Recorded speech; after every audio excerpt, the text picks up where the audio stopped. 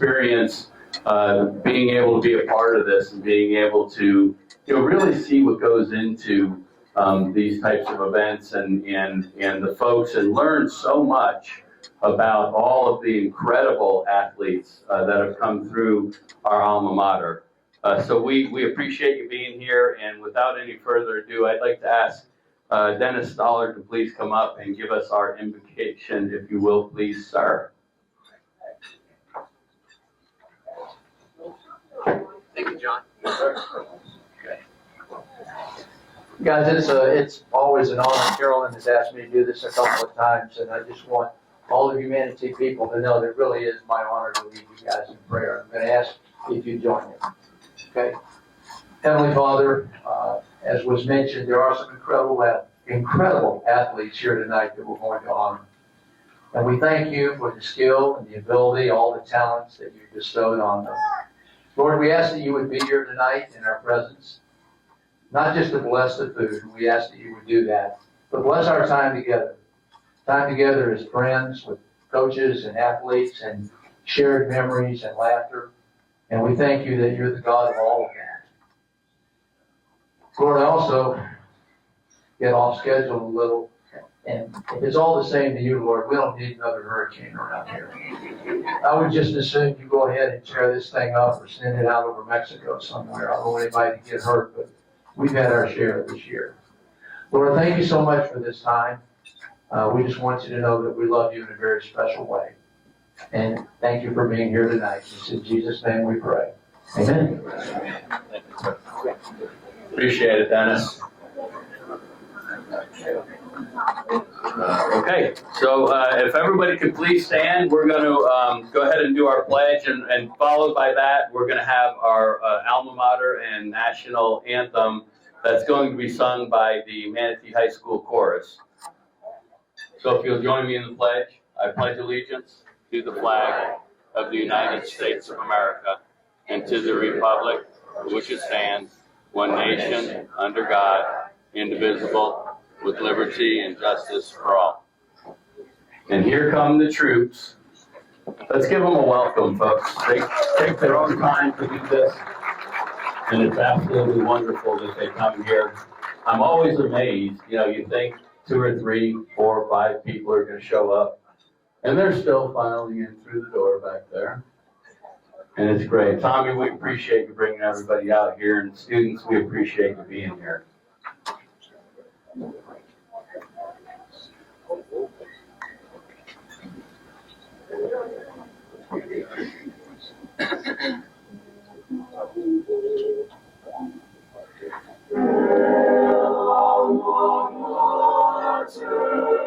To thy Spirit's guiding, pledge we fidelity by thy name abiding, honored in courage, ne'er from battle hiding. Hail thee, dear Manatee.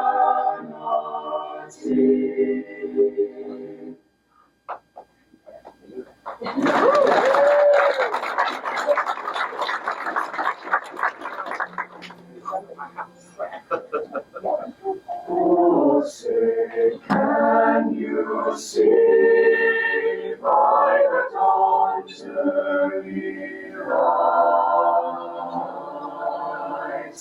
what so proudly we hailed at the twilight's last gleaming? Whose broad stripes and bright stars through the perilous fight toward the ramparts we watched were so gallantly streaming. And the rocket's red glare, the bombs bursting in air, it drove through the night that a flag was to there. Oh, say does that star-spangled banner yet wave. For the land, for the land, for the land of the free,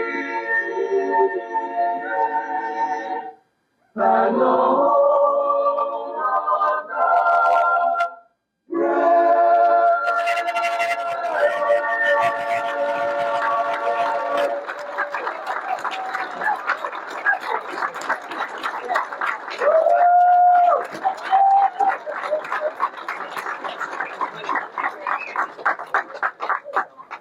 Thank you very much, Tommy. We appreciate it. It makes me think, and Carol will probably kill me for saying this, but maybe we need to have a Performing and Visual Arts Hall of Honor as well, and do a banquet for that. We'll get somebody else to run it though, Carolyn. So I think that's it. It's dinner time. If nobody minds, we're gonna have a little good grub over here and enjoy dinner, and we'll be back to you in just a little while with our program. Enjoy dinner to work with. We really appreciate them, and thank you so much for doing this for us. We are very, very grateful for that. Just have a few special introductions to make here tonight. Some very special people that are with us, that are our guests tonight, and are here. One of our special guests is a 2016 Athletic Hall of Honor inductee, and that's Coach Eddie Shannon.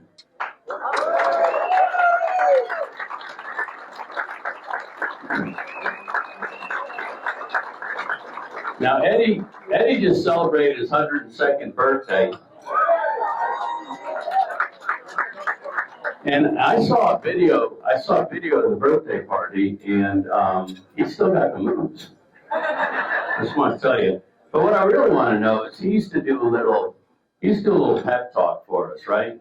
We all as football players, we remember the pep talk that he used to do. And I'm wondering, Coach, if I bring the microphone over to you, can you still do that pep talk for us?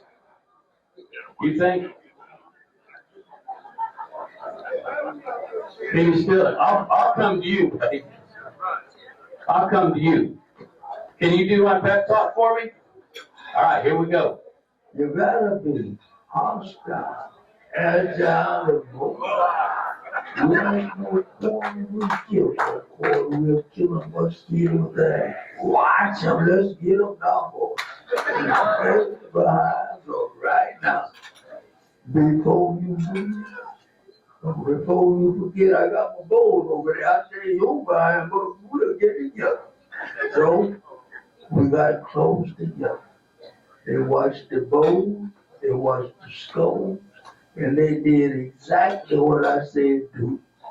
One individual can't play no basketball. Play together. Do what you need to do so everybody will get a chance to shoot the ball. Is the worst thing in basketball. I couldn't know my ball was the worst thing in basketball. You do what we supposed to do in order to be successful, to win. And I know if we're hostile, agile, and mobile, we'd ask the quarter and we'd kill the quarter. We'd kill a mosquito with an axe and keep was wrong. There we go. We love you, buddy. Thank you so much. That's history right there.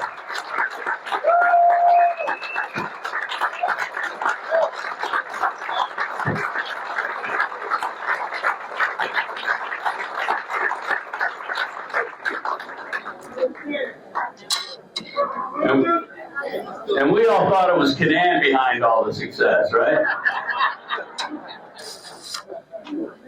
Thank you so much, Coach. Man, we love you. We appreciate you being here tonight. Just a couple of our Athletic Hall of Honors recipients here. We just mentioned them, 2016 from the class of 1963, Joe Canan.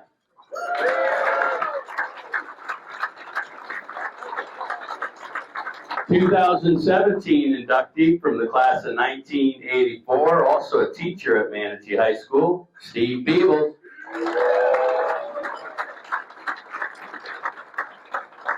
And in 2023, from the class of 1960, we inducted Mr. Tom Orhowski.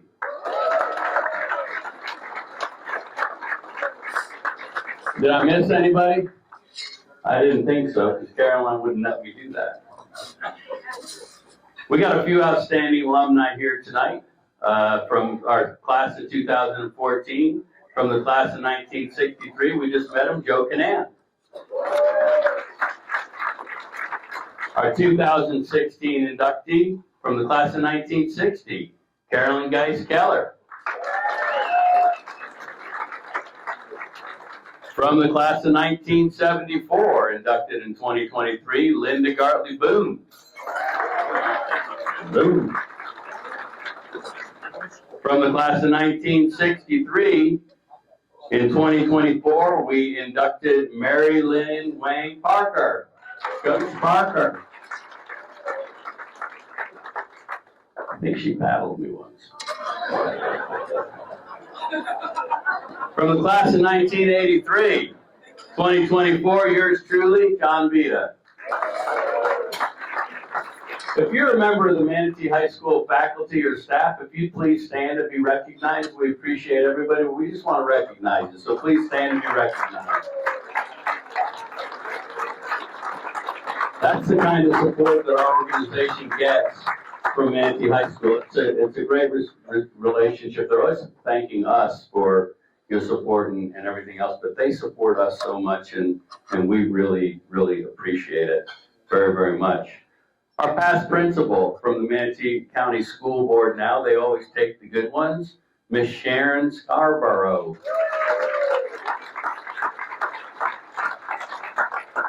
And our school board chairman, Mr. Chad Choate. And I think I saw Mayor Gene Brown around here somewhere. Gene, you here? No, he didn't make it? Okay. He's probably got a little bit going on. Our photographer tonight, a first responder from the class of 1997, Todd Soletto. And new this year, we're going to do a video, and it's going to be posted on Facebook, so you get to check everything out. And those of you that are inducted, you'll have a nice little thing to go back to. But we'd like to thank Zach Yost for being here tonight doing that.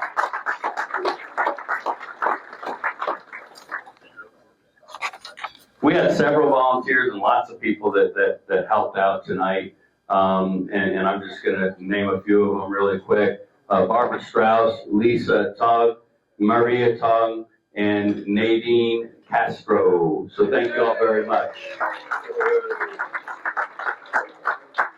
Our board members that are here tonight are Linda Boone, Bowen Summer, Lee Lewis, Terry Rader, Bobby Latessa, Tom Seifert, John Vita, President for Life, Carolyn says here on the program. I don't know about that, but they're here. And then, of course, the person that literally we cannot do this without. She puts it all together and does this for us. If you think, the rest of us are, are just along for the ride, and Carolyn has told me all night long just exactly what to do. So if you think I look good, please thank Carolyn Keller, 1960. Thank you so much, Carolyn. We appreciate it.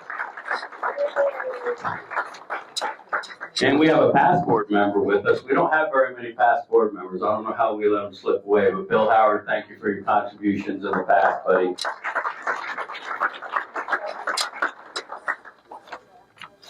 So, I think was that it, Carolyn? Okay, that's it, good. I don't have to talk too much longer. So, I want to do one more thing that I thought of. Can everybody, let's work off our dinner a little bit. Everybody please stand up for me. If you could just please stand up for just a second. All right, we're gonna do name that decade and see who the last person standing is. So if you graduated in the 2000s, please sit down. All right, there go a bunch of you. If you graduated in the 1990s, please sit down. If you graduated in the 1980s, please sit down. If you graduated in the 1970s, please sit down. All right. If you graduated in the 1960s, please sit down. If you graduated in 1959, sit down. 58, sit down. 57, sit down. 56, sit down. 55, sit down. 54, sit down. 53, sit down. 52, sit down.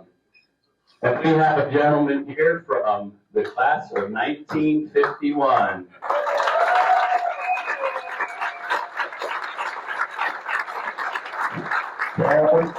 Bill Barnhart, and he's been a great supporter of our association, and it's been Barnhill. He's been wonderful, and he read when we were eating dinner.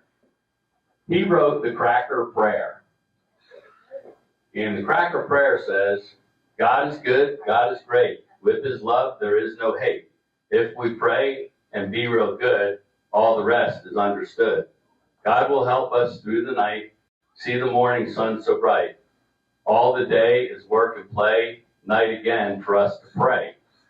Now we pray to make us strong, be good Christians all day long.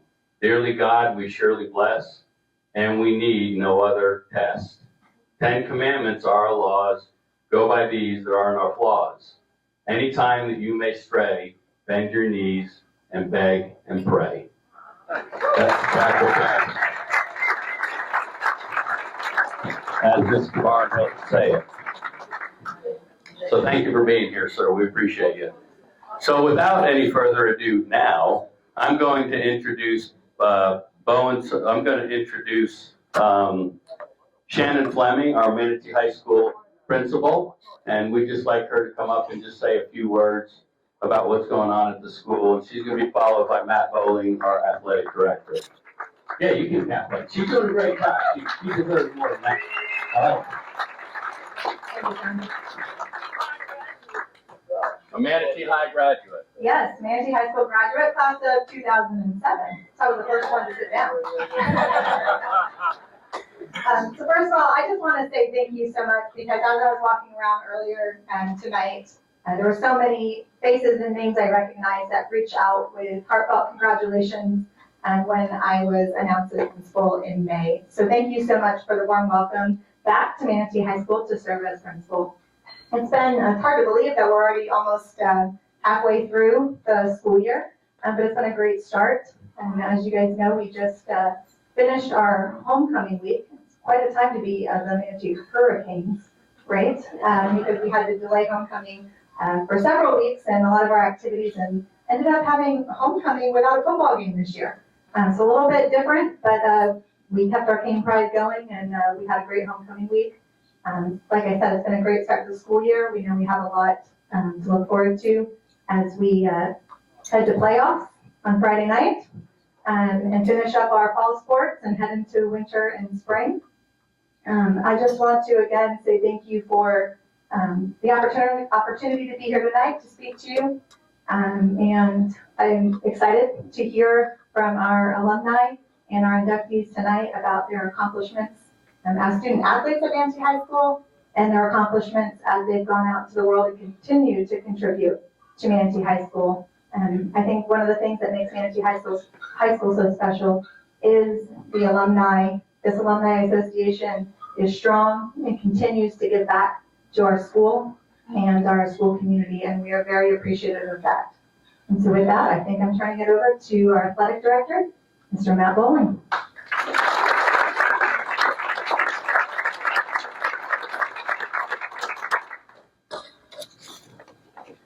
All right, thank you, Ms. Fleming. I'll echo what she said, 100%. Thank you to the Alumni Association for this evening. I always know when Hall of Honor is coming around, because I keep looking at my phone, turn on television, it pops up about at least once a week. So I know we're getting close, but I don't think people realize just how much she pours into this. And it is such a nice event, but for her, she lives for it, because she lives to see the smile on people's faces.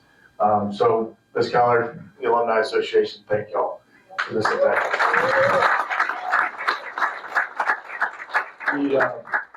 I often get asked, being the AD of Manatee, like, don't you get tired of having to go to all this stuff? Don't you get tired of hearing about the tradition? And, you know, it took me a while to figure it out, but they ask that question because they've never been a part of it. They don't understand what Manatee means. And, you know, I graduated from Palmetto.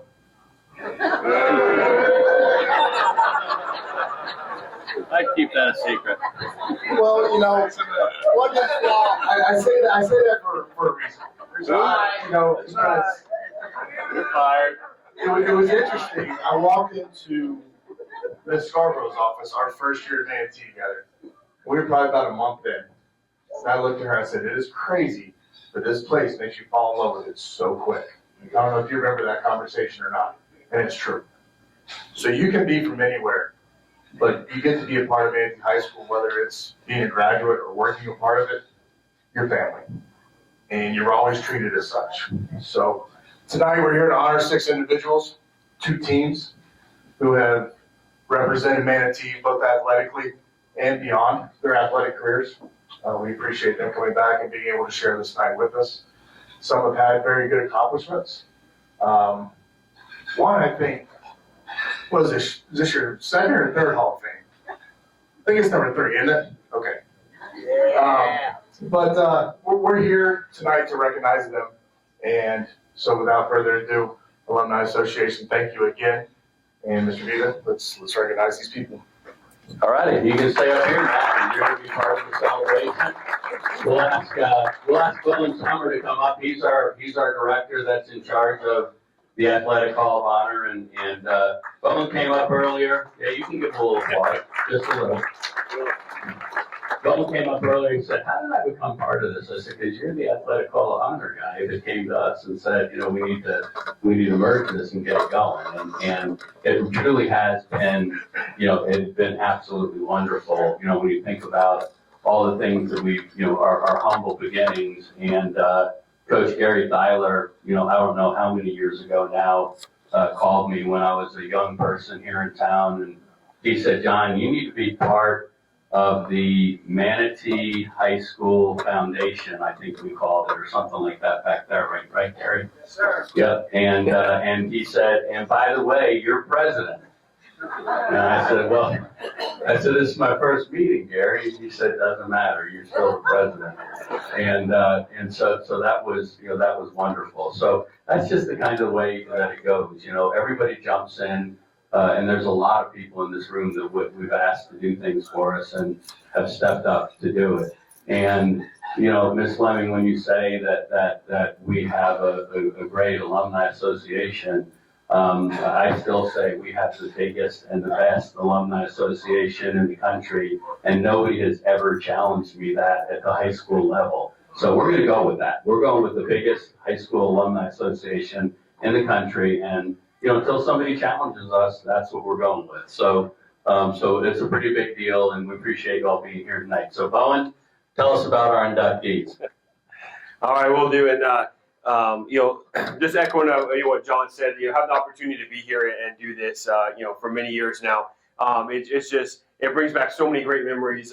You know, like a lot of you, I grew up here, you know, 4th generation, you know, Manatee High School. My grandfather, you know, graduated in 1948, you know, and got to play football on the same field that now my son gets to play on. You know, it's just a very, very special place. And I had the opportunity to explain that to somebody. I was actually up at LSU. I was at an LSU football game last Saturday. A pretty neat experience to go up there and watch them, you know, compete against Alabama. And I was talking to one of the guys there at this little tailgate, you know, beforehand. He said, you know, so, you know, who's your favorite team? You know, I just kind of looked at him and said, you know, Manatee. You know, and he looked at me. He knew where I was from and stuff. And I said, he said, no, who's your favorite college football team? And I said, you know what? I said we're that big into what we do here down in Bradenton. It really is. Manatee is my team, and I'm proud to be a part of it. And you know, a lot of the people that are getting inducted tonight, you know, the first one, you know, Coach Bell was nice enough to put me on a JV basketball team that I probably didn't belong on, and I was definitely the leading scorer on the right side of the bench. I think at 4 points that year. So and Kelty and a lot of these people I've had the opportunity to grow up with and admire and talking to Keith McMahon, that '92 state championship team. I can almost replay every single game. As a kid, that team was larger than life. I saw Chris Smith talking to my mom. I remember watching Chris Smith, Justin Stevenson. Now these guys they were monsters to us. And I grew up, only thing I ever wanted to do growing up was play football in Manatee High School. That's it. And that's how me and all my friends, grew up that way. And all the people that meant a lot to it. So without further ado, our first inductee is the greatest JV basketball coach I ever had, Mr. Warren Bell, MHS class of 1975.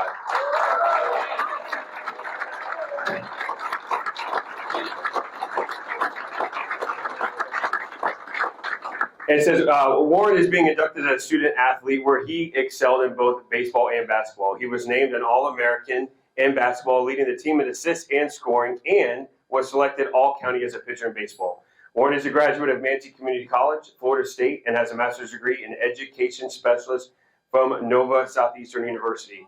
He put his athletic ability and education to good use by helping thousands of young Manatee County athletes as a coach and educator. As a physical education teacher at Able and Palmasola Elementary, he taught young athletes for 36 years while also participating in the Manatee County Enrichment and Summer Gifted programs. During that time, he also was a basketball coach at Southeast, Bayshore, and Manatee High School, including 3 years as the head coach at Bayshore High School. Also, he was on the board and volunteered at the DeSoto Boys and Girls Club for 51 years, where he is still volunteering today. He has also been a volunteer at GT Bray Park and still volunteers and referees at the YMCA. Warren was selected as an elementary school teacher of the year 3 times and has received numerous DeSoto Boys and Girls Club volunteer awards. To say that Warren has touched the lives of thousands of children in Manatee County would be an understatement. And he can still hit a 3-pointer with remarkable consistency. Warren was nominated by his younger brother, Brooks Bell, MHS class of 1978, who wrote in his nomination that it was very tough being Warren's brother, as everyone knew him and loved him, making him a tough act to follow. Warren's father, Chester Bell, was a 1950 graduate of MCHS, and his uncle, who Warren was named after, graduated from MCHS class of 1938 and was tragically lost at sea in 1944 aboard the USS Arthur Middleton off the coast of Algeria in World War II. He is honored in our military and first responders heroes display that can be seen in the Davis Building at Manatee High School. Warren is retired and lives in Bradenton, and joining him this evening are his wife Deborah, son Bo, daughter Lindsay Bell Peacock, his mother Ellen Bell, and his cousin Karen, along with a large group of friends. Warren Bell.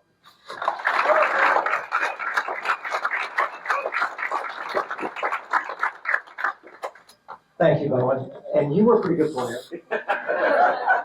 That was a fun team to coach. It was the Booth brothers and Bowen, and I think we won 16, 17 games. Anyway, it was fun. We had a great time, and they were great kids. Manatee was such a wonderful place to work because the kids were running through a wall. And I had worked at other places where you had to go get kids. I had to feed the kids in some places just to make sure they would come to practice. So that group at Manatee High was a treat. Now I remember that speech from Coach Shannon like it was yesterday, but I also remember what he used to tell us before a game. We wounded them, they fall at our feet. The Lord is our shepherd, they shall not rise. And I Coach Shannon, that one stuck in my head forever, and I never repeated it because I couldn't say it like he did, but that was a treat playing for him. I just want to take a couple minutes and the people at our tables, as it turned out, appreciate everybody coming out tonight, and it's been a pleasure to see people that I haven't seen in years. And thank you for the card, Goobs. Goobs used to go to Florida State games with us. This is not a good year to be a Florida State fan, by the way, but we have season tickets up there, and he used to come with us when we went up, and he's had a tremendous career here at Manatee in wrestling.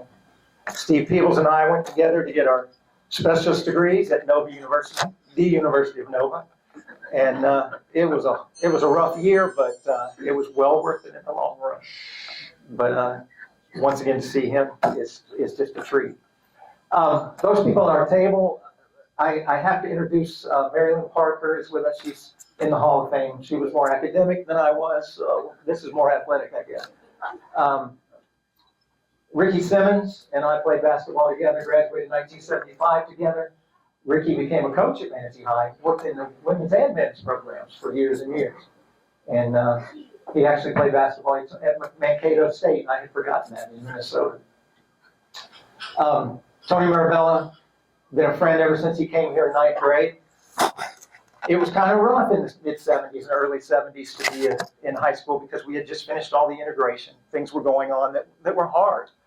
And of course, we had Coach Shannon helped us with a lot of that. But we all got to know each other, the people that played ball together. But it was kind of a rough start. And now we all see each other, and we've been friends for life. So it's just wonderful to see Tony here. And we played men's league basketball for years, and he will tell you that he carried me. And I appreciate that. You probably did. Barb Gregory Foster is here. She was a cheerleader at Manatee High. She introduced me to my wife. And, but anyway, my wife and I have been together now for 44 years, so it's your fault. Barb had the car. When all of us didn't have a car, we would all drive Barb's car. So she just gave us the keys, and she was very trusting. We appreciate that from her. My son, Bo, who actually is a Bayshore High grad, he went to Manatee for 1 year and then had the opportunity to do the dual enrollment program at Bayshore High. So he went with that and graduated from Bayshore High School with his AA degree. Saved mom and dad 2 years of college funding. So we were very proud of him for that. And he was a 3-sport letterman at Bayshore and graduated from Florida State with his mechanical engineering degree and now works for Premier Performance Interiors in town. My daughter Lindsay is a Manatee High grad, class of 2004. Yeah, I think I got that right. And she was a sugar cane. We used to call them the sugar pains, nothing personal, just boom. And then went on to Florida State University and was a Golden Girl there. And ended up being a cheerleader for the Bucks for 3 years, which was a lot of fun for mom and I to be able to go do that and see those games. But she was a USF graduate, as it turned out. She finished at USF. My wife, Debbie, as I said, 44 years, and she's put up with a lot. So when I was coaching, she was often home alone, taking care of kids, and doing the things that she had to do to keep everything together. She was awarded, not too long ago, she had taught for 11 years at Bayshore and then decided to be home with the kids some, that she would go into graphic design. And she did quite well in the business with graphic design and designing mostly for the medical field. She won an award from the Manatee Education Foundation for being an outstanding arts graduate. And I thank her for everything that she's provided me and for our family. My mother, Ellen, is here. Mom's going to be 90 in December the 4th. Mom taught at Southeast High. And I remember her going back for her master's degree when we were in high school and driving to USF and trying to get through the gas shortage and riding with people and getting through that. And we are so proud of what she provided to us. She became the first reading specialist teacher at Southern Middle School. Some of you may have had her in class. And then she went on to Manatee Community College, where she was, at the time, it was Manatee Community College. And she was the department chair there. I'm also thrilled to the other people, Mike Mackey, Dr. Mackey is here, the Wilders, just friends who showed up, and I so much appreciate them being here. We're missing Reggie Clemens, who is coming with Doc Mackey, but we'll tell him about it when we see him. The honorees that are here, the 1992 football state championship team, and I think with Coach Canan there were 5 state championship teams, but you never take that for granted. Every one of those is very, very difficult to earn. And what used to be in our day, our big rivals were the Sarasota schools, Palmetto, Southeast. with Coach Canan, they became Miami Southridge, St. Thomas Aquinas. I mean, it became a statewide program. And to that 92 team, just that is something to be extremely proud of. Now, the 1932 baseball team, I think that's the only state championship that Manatee has had in baseball. We made it to a regional final, but we lost to Tampa Plant with Wade Boggs, who was their best player at the time, who's now in the Hall of Fame. I have to acknowledge a couple of other people that are here. Jack Hawkins, Jim Stufflebeam, Tommy Seifert's here. These guys came with us, and we all came through the boys program at the time. There was no boys and girls program. We all went there, played there together. Those guys were a little in front of me, but I just wanted to be like them. I heard Bowen say it earlier. He wanted to be a football player at Manatee High. We didn't watch pro games. My dad and I would come, and we would go watch the Manatee High School games. On Friday night when he didn't have to work, we would go. If he didn't go, I listened to it on the radio on WBRD 1490. And that's what we did. And then I'd go out in the yard and pretend to be Alan Apples or Andy Torgeson or some of these names from way back in the 60s. I'd actually tied a rope between two palm trees so I could kick field goals over the top of them. And that was what I wanted to do. I wanted to be at Manatee High. Now, Mom had taught at Southeast, so that was an option, but there was an option. It was Manatee. And that's where I wanted to be. Just watching, there were times when my dad would pick me up from travel ball practice at the boys club. We would go to Manatee High to watch the basketball games, and I would watch Jack Hawkins, who ended up playing at Southern Miss, and Brent Rasmussen, James Copeland. I thought I could never be that type of a player like those guys, and I probably wasn't, but it was just such a thrill to see these guys and want to be them.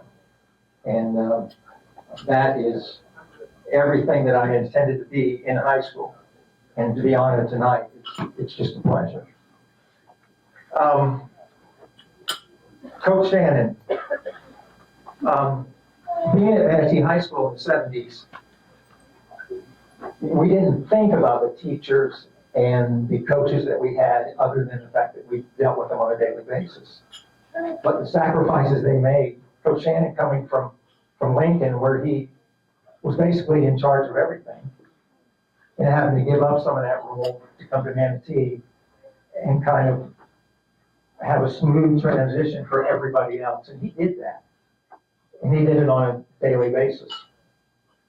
He took care of us. My friend Tony over there talks about a time where, and he came from New York City, by the way, Tony. He was saying it was a rough day, and Coach Shannon basically pulled him out and said, just stay with me, you'll be all right. And that was the kind of guy he was. Sometimes the stories get carried away about Coach Shannon and the paddle, which existed. It existed. We had a game down at Riverview one night, missed a bunch of layups. We went in and Coach Shannon said, we're going to shoot layups for the first 10 minutes. Right hand 5 minutes, left hand 5 minutes. He put his chair underneath the backboard, his paddle in his hand, and he said, go ahead and miss. Well, for most of us who had played, and Coach Shannon used to keep 16, 17 people on the JV basketball team. For those people that had done it, you know, the first 10 guys on the team were pretty good players. But that bottom 7, there was a whole lot of real slow step up there and make sure we make this shot. But that's all overrated compared to what he meant to everybody at that school at that time. And I've always appreciated that, so I had to mention it. John Enzer was a coach we played for. He was a baseball coach. He took our team. We were always about 500 team. And he took us immediately to the regional finals coming in. And he was a wonderful man to play for. The teachers, I'm sure all of you remember the teachers from those days, Miss Parrish. And I could just name year after year all those people that were just fantastic. That whole English department. Sonny Short, Sherman Gady, Nettie Hull, Ralph Smith. I mean, all those people, and they supported us at athletic events too. It was just a wonderful time to be at Manatee High School. Mr. Rohowski, crime, mental health, and drugs. Mr. Rohowski, that was the class back in the day. Just wonderful people. And the last thing I really have to say is Bowen had mentioned my dad was a 1950 graduate of Manatee High School. And he was like me. It was Manatee High. And he never got the chance to play much basketball because he was too busy in Cortez fishing and doing all those things. He didn't get to play any sports because he worked. Much like our cousin Karen now, who is doing the same thing, getting Cortez back in shape after all these storms. So my dad went in the Army after high school, and then he went to University of Florida on the GI Bill for a semester, and then he was called back to run the fish company. So he never did get to finish. But he and I would watch the games, the University of Florida games, and how I ended up at FSU is kind of a long story. But anyway, what happened is he and I would watch those games, and then, as I said, we would go to Manatee High games. And he would, in particular, look for kids from Cortez. And he would always say, well, this kid went to Cortez, or his father is from Cortez, and he's playing football now, or basketball right now. But the thing that he always said is Cortez kids are doing well. And tonight, I think he would probably say that the Cortez kid did all right. So, Dad, thank you.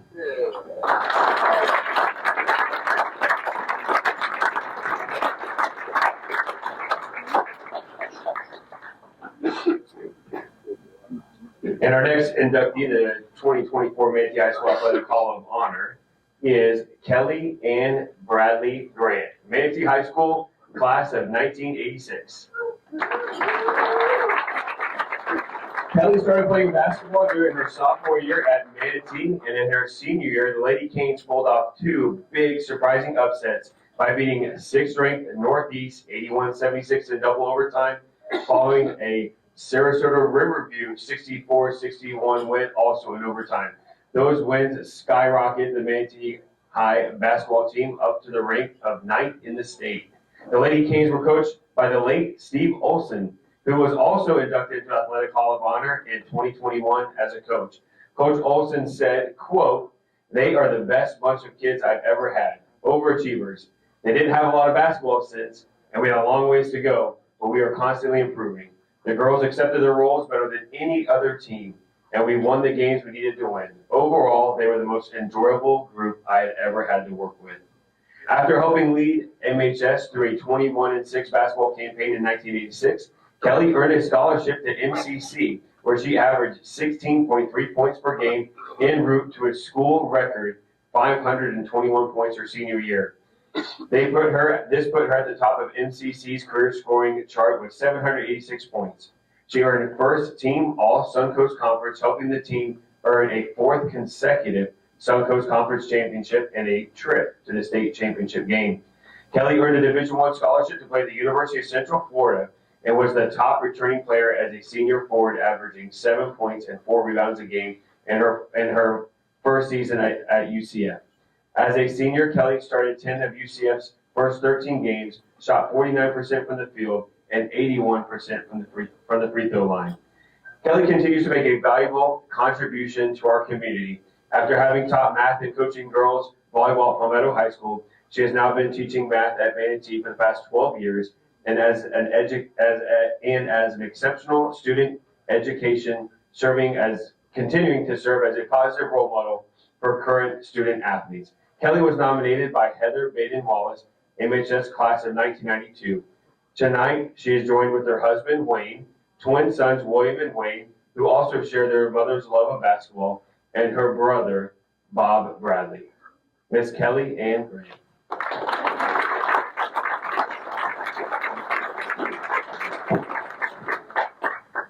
Why, thank you. What a beautiful dinner tonight, and thank you so much. It is quite an honor to be nominated, and I really thank Heather Baden-Wallace for the nomination.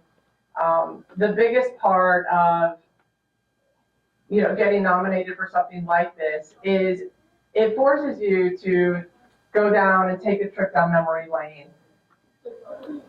And it's bittersweet. It's lovely to go down this lane, and it's hard to go down the lane without Coach Olson here.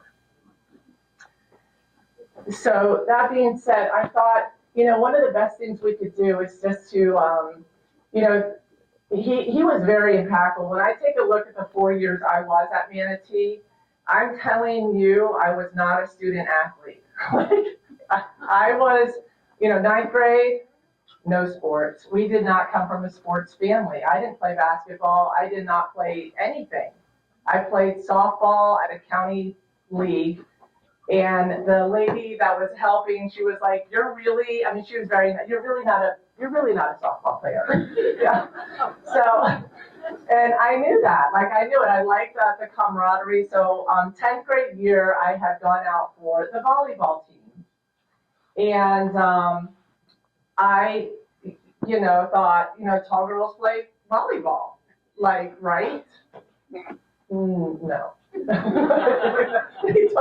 don't all play volleyball. So went out and tried that out for a little while. And I had a friend, Missy Kavanaugh, and Missy Kavanaugh had said, for 2 years, she said, you definitely, you have to meet Coach Olson. He would want to meet you. And he's seen you in the halls, you need to come out, meet Coach Olson. So I said, listen, I could not do bumps at Spike. I did not make that volleyball team. But it was 2 months later, and I thought, let me just go out.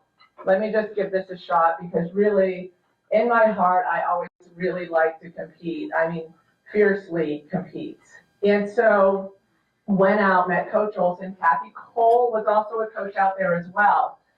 And they give you, day one of the tryouts, they gave you the super secret number thing, you could put a number on and you would not. So when they were going to put the list up on the door of who made the team, they wouldn't put Kelly Bradley. They would give you the super secret number. So let me tell you something.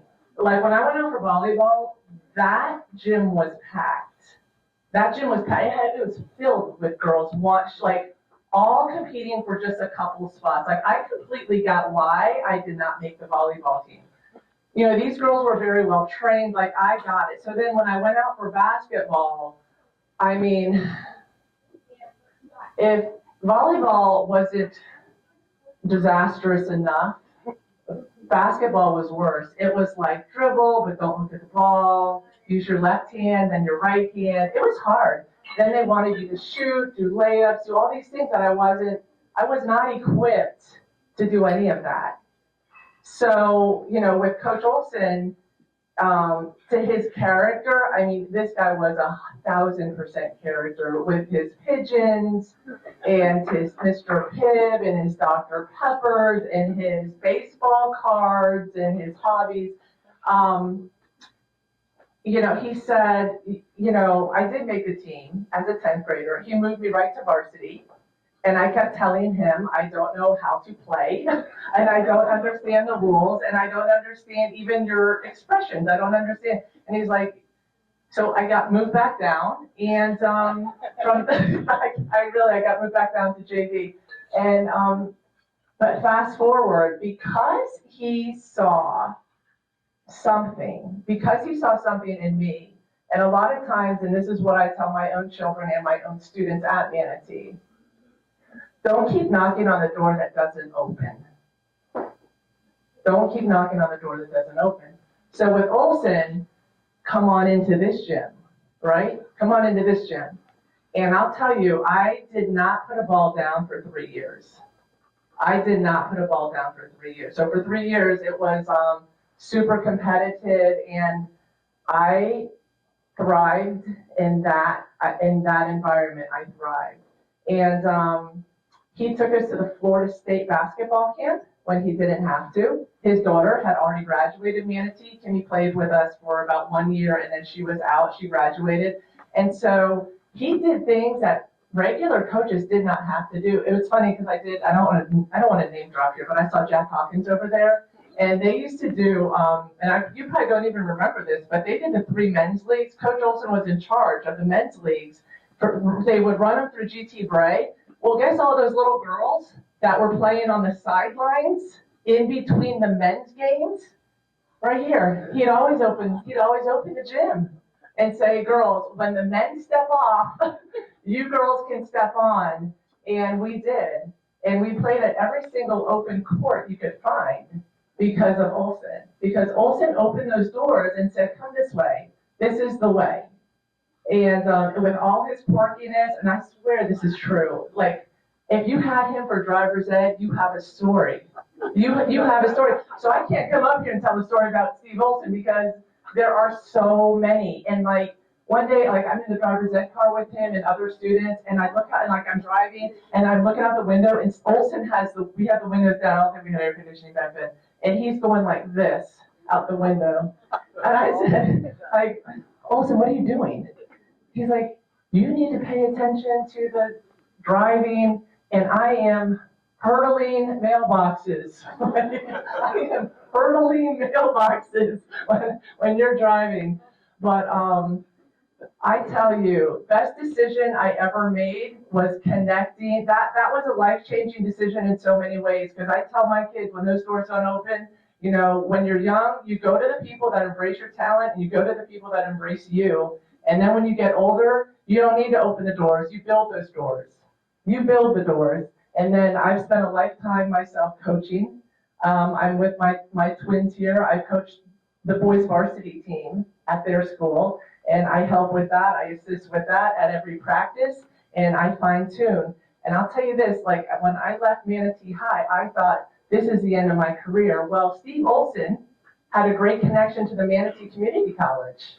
So tonight with us, I have Wayne Stelfox, his beautiful wife, Anne-Marie Stelfox. One of my teammates is here from MCC, Sandra Fox, and he opened even more doors. So you don't have to keep waiting. They come to you if you're the right person. So from there, that team catapulted my basketball, because it was sort of like, you know, I don't know what, it was like, we were a nice group of girls. What you read at the beginning, we were a nice group of girls, but we did not have a lot of basketball sense. I had played for 3 years, did not have a lot of basketball IQ, but I got to learn it at the next level through MCC. Then went on to UCF and graduated there. I had a great time. So the trip down memory lane has been wonderful. Also, I have to tell you, and then I'm going to close this up, but so I've told my brother Bob is here tonight too. And so I'm going through my old photo albums, and there is an article in there from the Macahide. And it was all about the Lady Cane basketball. And I told Bob, I said, Bob, like, I didn't even know you wrote for the Macahide. Like, he goes, yes, I was a sports editor for the Macahide. And I said, wow, that's pretty cool. But, you know, like, that's great that you wrote this article about the Lady Cane basketball team, and my stinking name is not in it. And he said, you weren't that good. With that, I close. And thank you so much. Go Canes.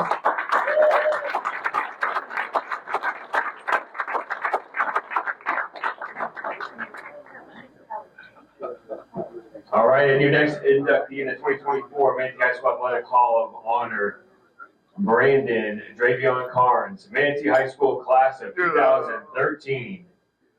Brandon was a track star while in high school and had continued to accumulate many accolades and honors and awards for his athletic ability since graduation from Manatee. Brandon was a two-time All-Area Boys Track and Field Athlete of the Year and finished third in Class 4A state track meet in the 100 with a personal best time of 10.49 and 21.24 in the 200. Brandon had multiple full ride offers for track, which is very rare. And although he held offers from more traditional powerhouse colleges, the opportunity to attend school with his brother at the University of Northern Iowa was one that he could not pass up. Brandon joined his brother Breon at UNI, where he competed in the NCAA Division I Missouri Valley Conference, while his brother played quarterback on the football team. Brandon's track career took off in college, and he continues to compete today as a professional, competing and winning championships on the biggest track events in the world. A few of Brandon's recent accomplishments on the track include the 2024 Paris Olympic Trials qualifier and the 100 and 200 meter dash, the 2024 Paris Olympics Trials semifinalist, 200 meter dash, the 2023 World Champion 4x100 meter relay, running the world's leading time. That's the best race, right? 4x100, we all waited around for that. The 2023 World Championship qualifier 4x100 meter relay, the 2023 U.S. Track and Field Outdoor 100 meter finalist, 4th place, and 200 meter semifinalist, 9th place.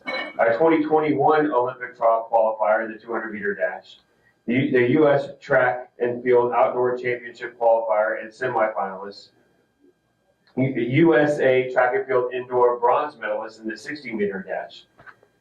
Brandon is constantly training and looking forward to the next challenge on the track field. He flew down to join us from St. Paul, Minnesota, where he trains and works as a professional athlete in track, where he is sponsored by ASICS. He was nominated by our faithful photographer, Billy D, MHS class of 2006. Joining Brandon this evening are his parents, Faith and Lorenzo Carnes, Breon Carnes, his brother, and his MHS track coach, Mike Smith. Brandon Carnes.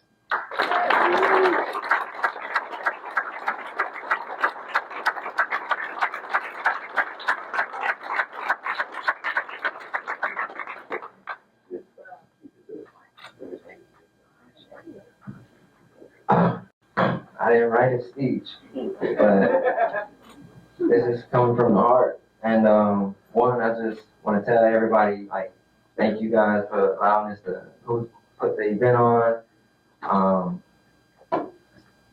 Happy to see everybody here tonight. I haven't seen some people in a couple of years, and I ain't been around that long. But first and foremost, I just want to thank my Lord and Savior Jesus Christ for allowing this to happen, allowing me to be here.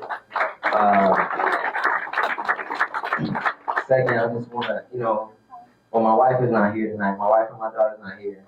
And, we met in college, and she just couldn't be here then too, so I'm missing them out. But I'm thankful for my family to be here, my mom, my dad, my auntie, my brother, my best friend, Juan, and my coach, Mike Smith. And what this means to me is it's truly an honor. It's truly a moment where I can sit back and just like realize what I accomplished. And doing it in the sport of track and field was, I guess, unheard of. And in a sense, or at least from Manatee County. The last person I know who was on a big stage was Curtis Johnson. He qualified for 2000 Olympics. And I was 5 years old, and that's when I loved the sport of track and field. I just never got an opportunity to compete until high school. Football was, first and foremost, going to Manatee. We all want to play for under Joe Kinnear. And it's a blessing in disguise, because freshman year, I started JV. I wanted to reach the varsity to play with my brother. That would have been our first time. But, God, it wasn't in his plan. And I took that opportunity to run track and field. And the second day of practice, I met Coach Smith.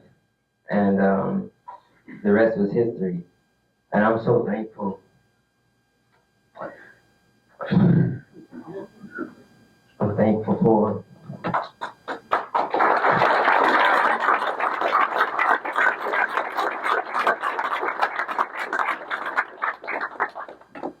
he showed me something that I didn't know I had in me.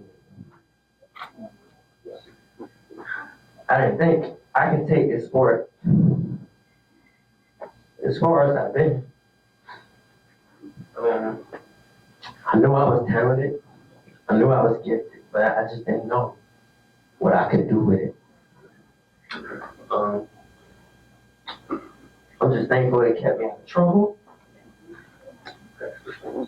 I was able to get a college degree. And help inspire people from the hometown.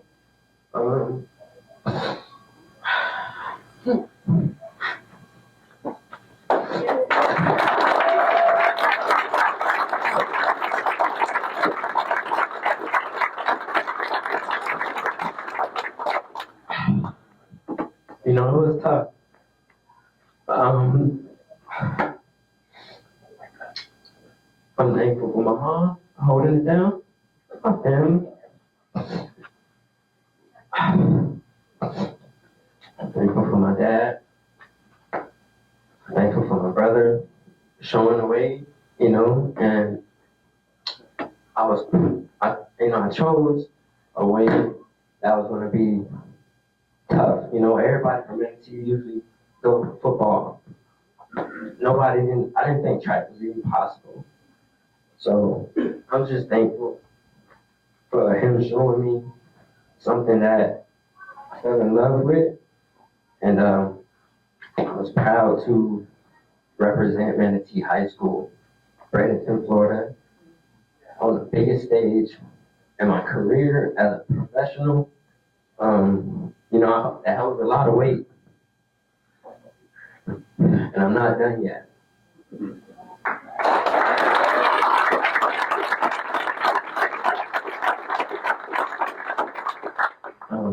I didn't think I was gonna cry, but it just proves like how hard it was, you know, to do what I'm doing. You know, a lot of people don't know what, you know, goes into track and field, how much hard work you put your body through every day, and you know, trying to stay healthy and this and that, and it's not an easy sport. And I'm just thankful that I'm able to still do it now, and to continue to praise my God first, to keep me here. And I'm thankful for some of my teachers in here tonight. Miss Odell, thank you for, you know, helping me get through with the reading class. People taught me algebra too, thank you. That helped me in college. I didn't forget. But I'm thankful for the people here that I do know and have come across. You know, Manatee is where it all started. And to be a Hurricane means everything. Everything. And I'm just thankful for my family to be here. My best friend, Jawan Pollard. We know each other since diapers. And he helped train with me at Manatee to help reach the accomplishment. So I'm thankful for you, bro. I love y'all. And thank you to everybody that's here tonight.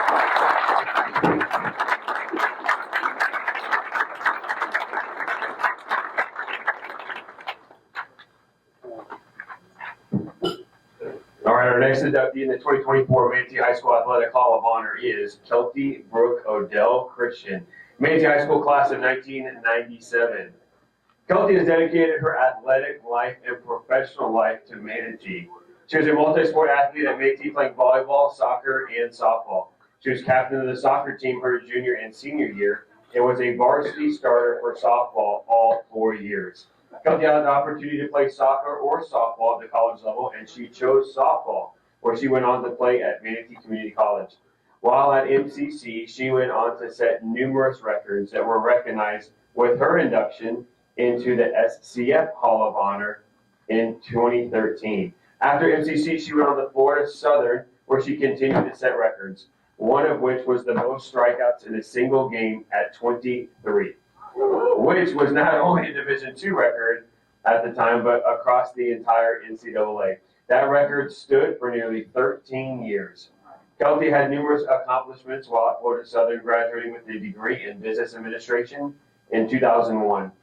She was offered to come back for a 5th year of school to play soccer on scholarship, but she was ready to move on with her degree in hand, and she returned back to Bradenton, where she coached at Manatee High and State College of Florida. Kelty is currently a dedicated faculty member at Manatee High, where she constantly helps student athletes at Manatee above and beyond her time in the classroom. Some of Kelty's accomplishments are 2001 led Division II with strikeouts at 357, Florida Southern Team MVP 2000-2001, Sunshine State Conference Pitcher of the Year in 2000-2001, held an NCAA record for most strikeouts in a game for almost 13 years, member of the FCSAA Hall of Fame, member of the Manatee Community College Hall of Fame, named Sunshine Conference Pitcher of the Year in 1999, received All-Conference, All-State, and All-American honors in 1999, received All-Conference and All-State honors in 1998, and was a member of the SSC Silver Anniversary Team. Kelty was nominated by MHS Athletic Director Matt Bowling, who is always giving her, admittedly, a hard time. She is joined this evening by her husband John, her daughter Kaylee, class of 2022, her daughter Elizabeth Pinkerton, class of 2019, her adorable 1-year-old grandson Jonathan, her mother Lisa Christian, and her grandfather Julian Berry. Kelty Odell Christian.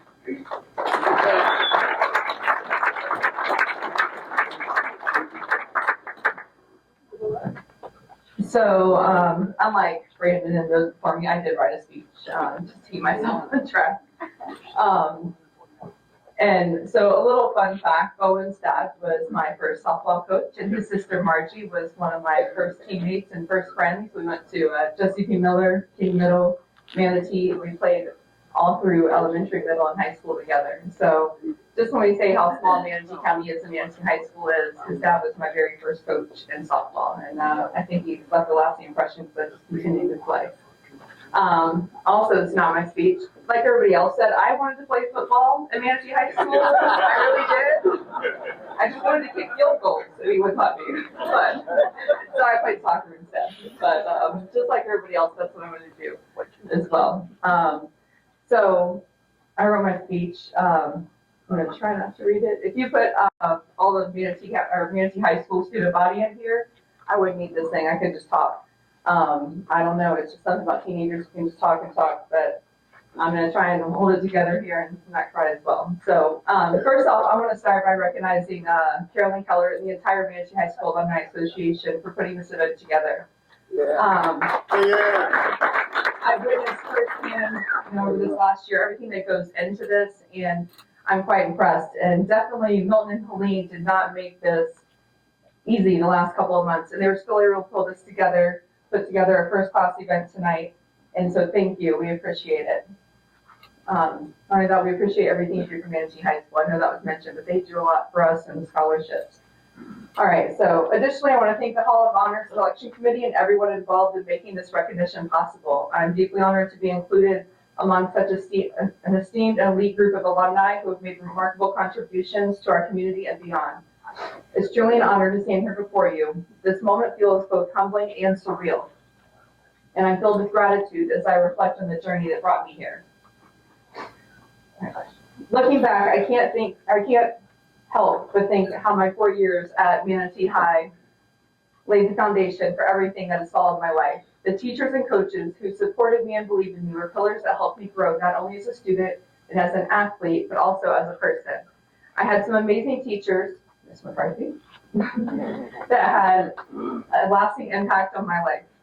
I played for some of the most amazing coaches at Manatee High School. I played volleyball with Coach Renee Mirandella, Coach Ted Rigo, soccer with Coach Paul Palmatier, softball for Coach John Carlock, and mentioned the late Coach Steve Olson. To those coaches, I just extend my heartfelt thanks for their dedication to not only me, but the athletes and the athletic programs at Manatee. The lessons I learned in the classrooms, on the field, and through extracurricular activities have shaped me into the person that I am today. Sorry. It definitely had a huge impact on my life. I did go back for another 20 years. I will say it's better going 7 periods and getting paid than having to go 7 periods and do a whole lot of work. Not that it's not a whole lot of work. That's funny. I do a whole lot of work. But lastly, this is hard to get through. All right. I'd also like to take a moment to acknowledge my parents. Courtney called it. Courtney played for me. She goes, she's a crier. She's going to cry up there. So, this is partly better. But, all right. I never would have been the athlete I am or the person I am without them. I'm sorry. I don't know why I'm crying. Brandon cried, and I cried. So, all right, so my dad was the one on the field coaching me, pushing me, and making me into the best pitcher I could be. We spent a lot of time together in the field and watching film. And there's no way I would have been as successful as I was without him. I don't know why. It's terrible. All right, here we go. As for my mom, she wasn't on the field, but she was always at the stands. And not only that, but now that I've raised my own children, I realized just how much she sacrificed and how she orchestrated all the moving parts behind the scenes so that my brothers and I could play sports. All right, so let's get this together. So without both my parents' support, this achievement, among many others, would not have been possible. So thank you to my parents for all the support that you gave me and the sacrifices you made to make sure I had the opportunities to pursue and achieve my dreams. All right, here we go. All right, almost done. As I have reflected on this honor over the past year, I was reminded that none of us reaches success alone. This recognition is just not about my own individual accomplishments, but it is a testament to the coaches, the teachers, my parents, and community that helped me become who I am today. It's about the friendships formed, the camaraderie fostered among my teammates, and the collective effort of so many people who made a difference along the way. With that being said, I don't have this in my speech, but I didn't know you would be here tonight, but Coach Tyler, one of the best. Coach softball, came out. I don't think he knew too much about softball, but he came out and he coached. But it was fun. It was a lot of fun. Go Longs. But, you know, such a great man and just one of those people that, you know, there's a lot of people in this room and I could go on naming them, but just the community and the strong community that we have in Manatee High School, and that's part of why I stay where I stay. You know, I commute a little ways to Manatee, and I pass a couple other schools, and I'm like, oh, that would be a nice commute, but there's no other school like Manatee High School. All right, so in closing, I'm incredibly proud and honored to be a part of the Manatee High School legacy, and I hope to continue to represent the values and ideals that make this school so special in the years to come. Thank you again for this amazing honor, and I look forward to seeing all the great things that lie ahead of our school and the future Hall of Honor inductees. Go Canes.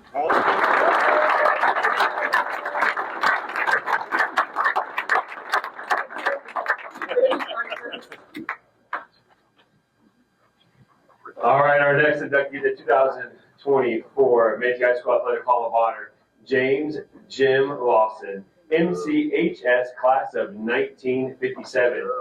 Jim graduated from Manatee County High School, and those alumni will be quick to tell you if you do not say that correctly from that era.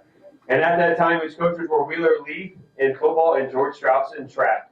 Both coaches knew talent when they saw it, and they had the ability to bring out the best in their student athletes and teams.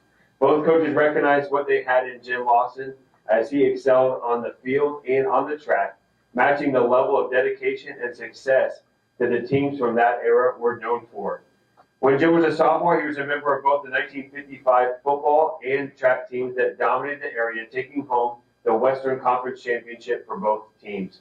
At the time, it was the highest level a team could reach since there was no state championship for a football team.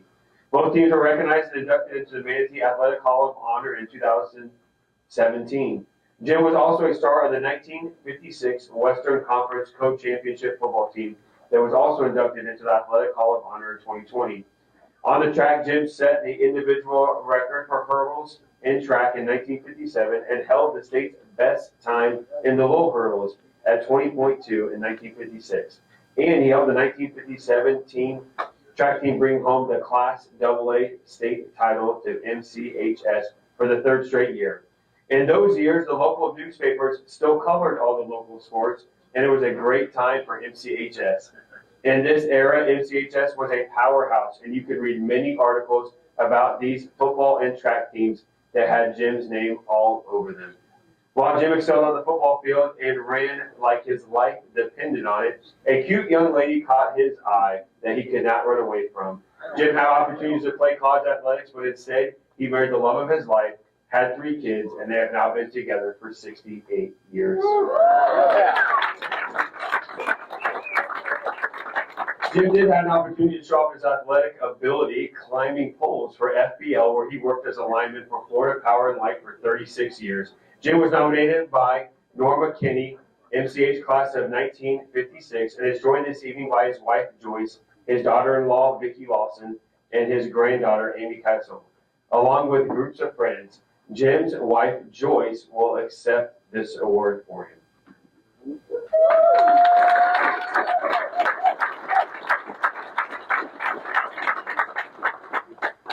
We love you, Puppy. Puppy! Yeah.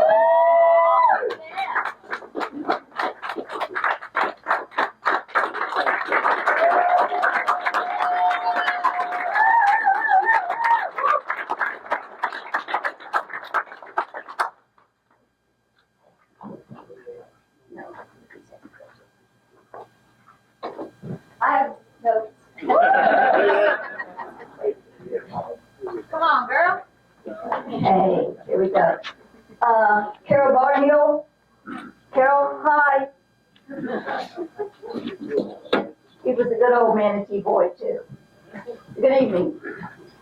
Our son Gary was supposed to be doing this, but when Milton came through town and did his dirty work, he had already planned, and we had to reschedule, of course. He had already planned this to go out of town for this weekend, so he is not here. And so I was next in line. Hall of Honor. Wow. I want to thank the Alumni Association for the excellent work that you do. Big kudos to Carolyn. But Jim would like to thank the committee for choosing him and receiving this humble award. We will love and cherish this forever. I'd like to congratulate all the athletes that have received their awards tonight. They're all well deserved. And for Brandon, I want all of you to keep him in your prayers, because this guy is going to put Manatee County High School on the map.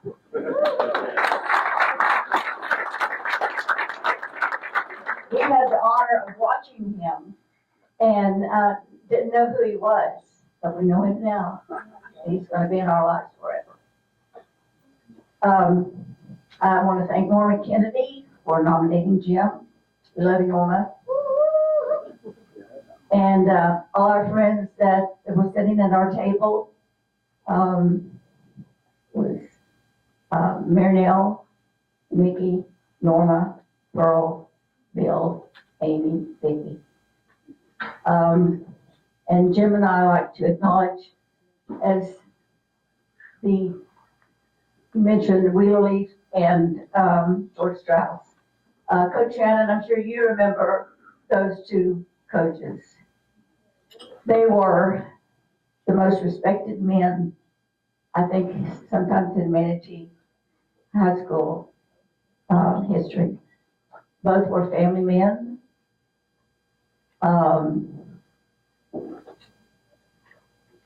And they were also father figures to all these guys. And they were taught more than just sports. They were taught how to be men. And the 50s were a time of really growing and have been outstanding workers and family men because of coaches that they were under, and we are forever grateful for them. Jim and I were blessed to continue our friendship with Coach Strauss and his family after he left our school for a position in St. Pete. And when they left, I thought I was going to die because we were so close with them, and it was just so hard to give them up. And we kept in touch with them and visited them quite a bit. There's some other guys that some are still living, some have passed, but they were fellow athletes with Jim: Danny Keller, Rupert Kennedy, George Wallace, George Henderson, Blake Logue, Tony Strickland, Bobby Bonnell, Doug Lewis, Giz Latham, and we just want to thank everybody that has been a part of this tonight. We're blessed to be here. I'm going to tell you one little story about Gary, our son. When he was in the second grade, he was getting ready for school, and it was hot. And he came out of the bedroom with a jacket on. And I said, "What do you got that jacket on for?" And he says, "I'm cold." And so I pulled back his jacket, and he had 15 medals pinned across his chest that's up here. He wanted to wear them to school and show what his daddy had done.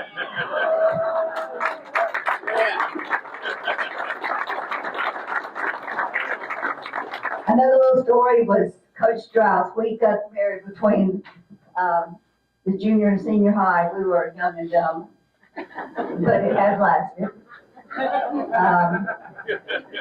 But I wanted him and he wanted me. So, what can I say? We did not tell Coach Strauss that we were getting married.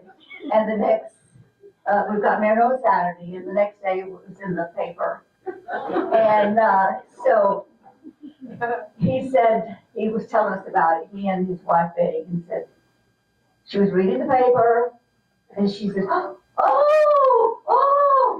He says, what? Who died? She said, it's worse than that. Joy, stop there.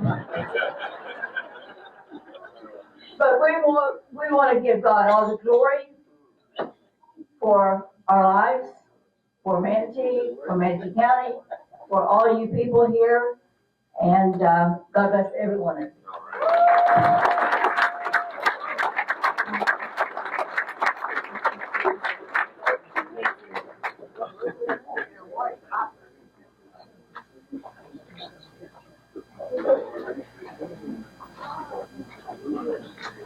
All right, our last individual inductee this year in the 2024 Manatee High School Athletic Hall of Honor is Tom Mayette, Manatee High School class of 2002. At Manatee, Tom was a 4-year letter winner in soccer and baseball, and in his senior year received All-State and All-American recognition for both sports. He was integral to the 2001-2002 MHS soccer team, which was ranked second nationally with a 29-0-1 record. He finished with 27 assists, the 5th highest in the state of Florida, and 20 goals. The 2001-2002 Manatee soccer team was inducted into the Athletic Hall of Honor in 2021. In addition to his athletic skills, Tom excelled in the classroom, graduating 7th in his class of 503 students. Tom was recruited by multiple schools as a dual sport athlete, and he chose to pursue baseball at Dartmouth College. In his sophomore year at Dartmouth, he was first team all-conference, but unfortunately tore his ACL twice during his time at Dartmouth. After graduation from Dartmouth, he attended the University of New Haven with one more year of eligibility granted through a medical redshirt. In his single season at the University of New Haven in 2007, Tom broke the school hits and batting average records. Tom led all of college baseball that year, posting a .503 batting average. A 2004 newspaper article quoted Tom's father about his life in college baseball, that his life is in the weight room, baseball practice, and in the library. And I can never seem to get in touch with him because he must be in the library until 4 a.m. Fortunately for the Mayettes, Dartmouth was in Bradenton for 10 games in the annual IMG Baseball Academy Spring Tournament. Tom currently lives in Tampa with his wife, Kendall, and their 3 young children. And he is currently the Director of Sales and Business Development for ConnectWise, a software company in Tampa. He is joined this evening by his wife, Kendall, his father and stepmother, Tom and Nadine Mayette, his mother and stepfather, Jer and Jim Dye, his sister, Jamie, Manatee High School class of 2003, his mother-in-law, Cheryl Dillon, Manatee class of 1974, and his father-in-law, Mark Dillon, that was inducted into the Wrestling Hall of Fame. Tom Mayette, class of 2002.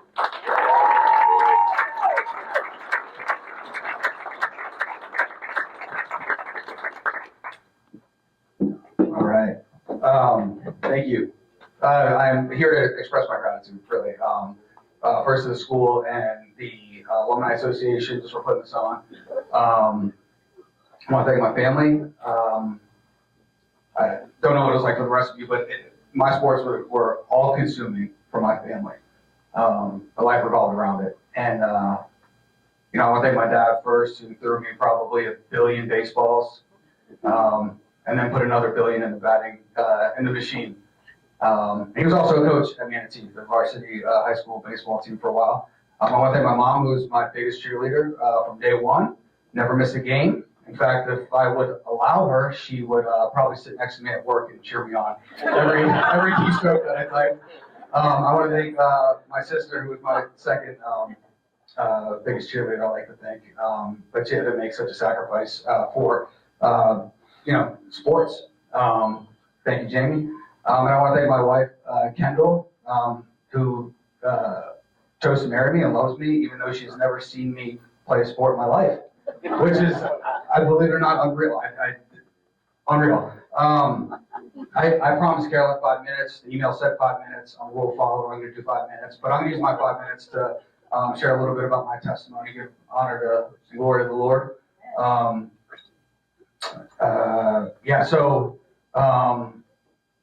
was 9 years old when my family moved down to Bradenton, Florida. My dad was a professional ball player with the Chicago Cubs, and in the early 70s, the Cubs and the Pirates actually shared a spring training facility in Bradenton. So, 2 decades later, when my parents decided to move down south, he recommended Bradenton from his experience. And because he played professional baseball, obviously I played baseball, and I played Little League Baseball at GT Bray Park. And after some games, on some nights when I was lucky, the Manatee High School baseball team would be playing. And we'd walk over there and we would watch. And it's the first time I remember genuinely thinking to myself, man, I want to be like them. I want to be that when I get older. I want to play under those lights. I want to play in front of those crowds. I mean, I was young. It looked like crowds to me. I want to experience that intensity. That was amazing. And then 10 years old, I started going to GT Bray after school program. Some days I'd walk from the community center over to the baseball fields at GT Bray if we had practice or games. And on some lucky days, I would see the Manatee High School baseball team there again hitting in the batting cages. And I would hang on the fence and I'd watch. And I just remember being just amazed by how big they were, how hard they swung the bat, the sound the ball made when it hit off their bat. And I would just sit there and watch. On one particular day, I was standing there on the fence watching, and these 4 guys came over to me. Huge human beings. And I was sitting on the fence, 10 years old, looking up at them. And it's the first time I think I experienced anxiety. I was nervous. I didn't know what they were going to say. And so they came over to me when I was there, and they said, hey, kid. Hey. And they said, one guy said, hey, what's your favorite team, the Tampa Bay Bucks? And I was like, I'm from New York. I'm a Giants fan. Before I could even get it out, the next kid said, the Chicago Choppers. And I was like, I'm not familiar with that team. And then the third kid said, what about the Orlando Overbites? So what you didn't know is at that time in my life, I had an 11 millimeter overbite, a very aggressive buck. Okay. And I was crushed. It was the first time in my life that I realized that my teeth mattered to people. And I ran away and I cried, and I wanted to hide as quickly as possible. And I ran to one of the dugouts and I sat on the bench and I cried. And when I look back at it, the emotions I was feeling at the time were shame and embarrassment, and I was scared. I was confused. These guys that I looked up to and just made fun of me, and I never experienced that before. And I can't explain exactly what happened that day, but I developed a really unhealthy, dysfunctional relationship with sports at that point. I became obsessed with it. Sports was my channel to prove that I was somebody. I found my worth in sports. I found my purpose in sports. I found my identity in sports. It consumed me. And I just made a commitment that I was going to be the best athlete that this town had ever seen. And that was the beginning of a long journey with sports. And I worked hard at it. It didn't come natural to me, not one part of it. I had to work every day, both sports, baseball, and soccer. And it worked. I mean, it worked. There's not too many things that I wanted to achieve in sports that I didn't accomplish. Eventually I made it to the Manatee High School varsity soccer team. I made it to the baseball team. I played under those lights. I played in front of those crowds. I experienced that intensity. And I just kept working. I ended up All-State in 2 sports, as was mentioned, All-American in 2 sports. I took that to Dartmouth College, found success there quickly. I was an all-conference third baseman. I was profiled in Baseball America, which at the time was a publication that tracked, ball players that were going to get drafted. I made every All-Star game that you were eligible to play in. And then one day I tore my ACL. And for a brief moment, I thought playing professional baseball, that dream was over. But I wouldn't let it happen.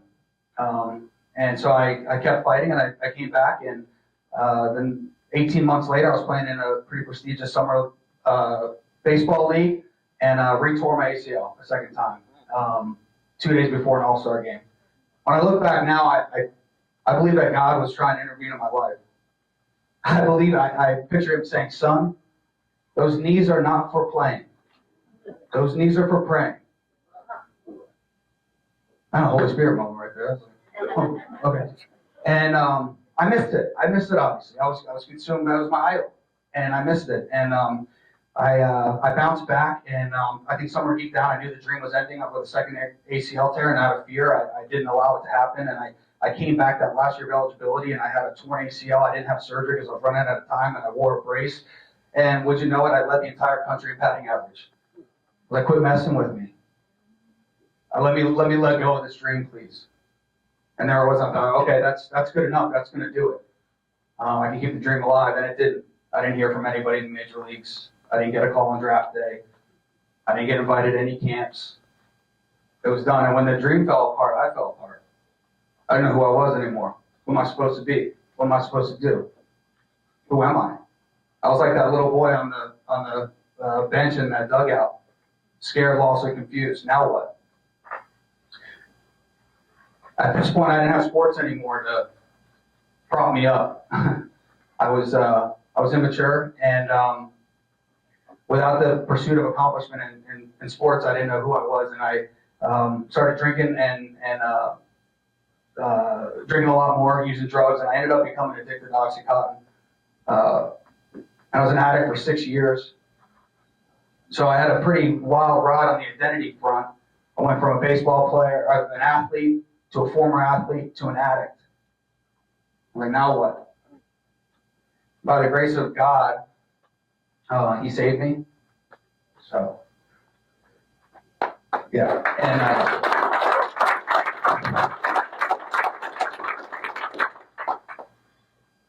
I was powerless to overcome this. And I remember one night sitting in my grimy place, and I said, "Just Jesus, I don't know who you are. I've heard about you, but I'm desperate. I don't know what else to do. So if you're real, make yourself real in my life, please." And I slowly started rebuilding my identity in Him, based on what He says, not what I say about me, not what the world says about me, but what God says about me. You know, that I'm a child of God. I'm an adopted son. You know, that I'm His workmanship. That I'm redeemed and forgiven. That I'm loved unconditionally. I didn't have to get a base hit in the ninth inning with 2 outs, knocking the winning run for God to love me. He loves me because of who He is. So these days, I don't have to seek validation or approval through accomplishment. I just rest in His grace. And I find peace and confidence that my identity is secure in Him. And so, yeah, playing at Manatee High School sports, unbelievable, epic experience. I'll never forget it. It was unbelievable. Not just for the people that I met or the victories, wearing that jersey around town. No, I mean, not just for that, though. For the role that it played in my testimony and bringing me to Jesus Christ. So thanks for letting me share tonight.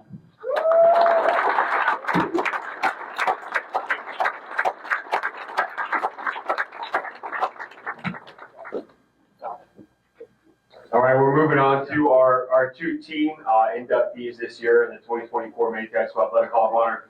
And the first one we had to go back, and I had this one like, how did we find this one? And thankfully we got a new dedicated baseball coach that discovered that we had a 1932 National Championship baseball team that we're excited to honor tonight. It was 92 years ago that they were called the Golden Wave Baseball Team, and for the third time in Bradenton High School history, they stormed over the shores of the state baseball championship. It was back in 1916 that such an honor first came to Bradenton when they won again in 1925. when the team officially declared in at the state tournament in Orlando. The question of providing transportation and maintenance for the team was a significant problem. It had been hoped that the sufficient revenue would be realized from the last regular season game scheduled with Plant High School.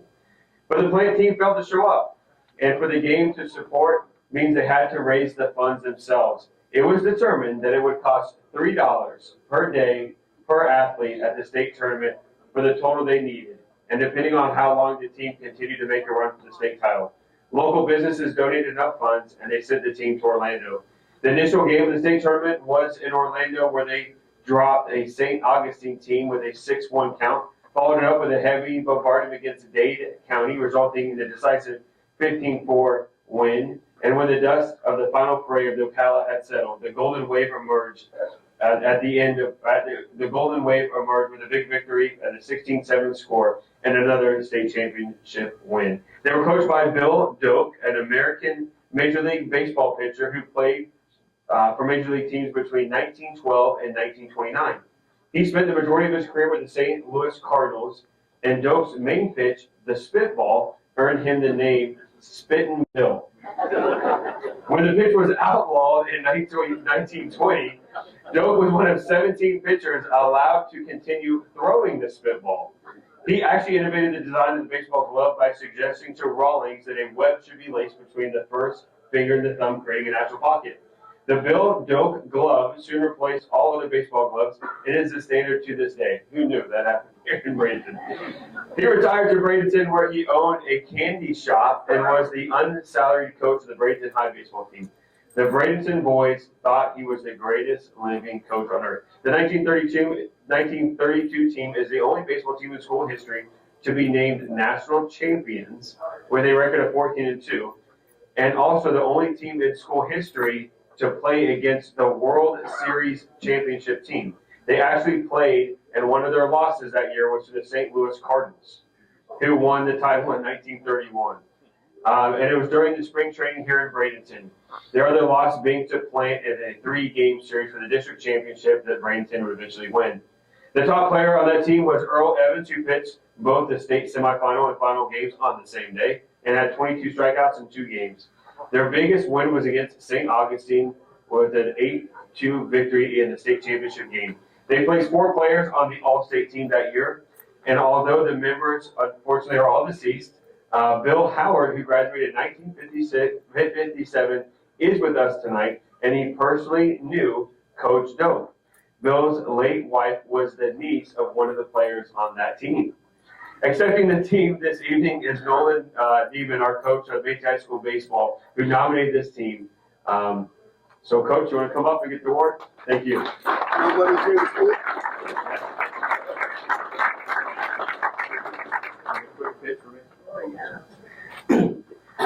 Thank you all for coming out. Carolyn, John, thanks for getting this team put in. Carolyn actually came up to me a couple months ago and said, hey, we can't find anybody that knows anybody from that day. And she said she even went over to the cemetery and asked somebody to come, and they would come.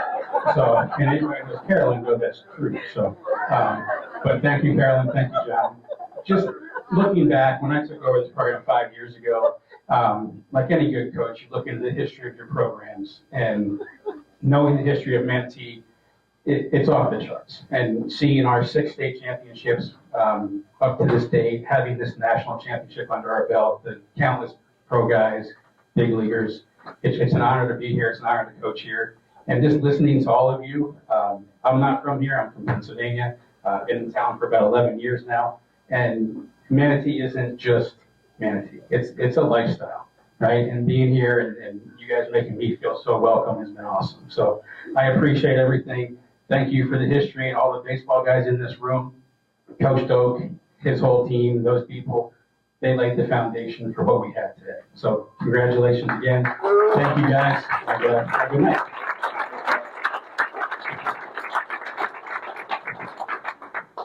And our final inductee and our second team to be honored this year at the 2024 Manatee High School Athletic Hall of Honor is the 1992 State Championship football team.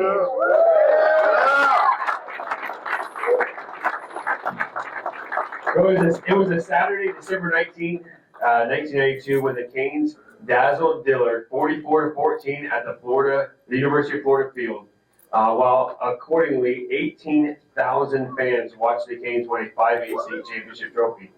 They ended the season being ranked number 1 in the state of Florida and number 22 in the United States. Most people thought that the 1992 season might be a rebuilding year after having lost so many strong and talented players to college. Instead, a team of mostly sophomores and juniors embraced the challenges and became the Florida 5A state championship football team. Their coach, Coach Joe Canan, was quoted as saying about the team that year, "You pound them for 3 quarters and you own them for the 4th." The team did just that, while illustrating toughness, intensity, intelligence, and competitiveness. During the season, they beat Opopka, who was ranked nationally 38-24, and then beat Orange Park, then ranked number 1 in Florida and 15th nationally, 37-17.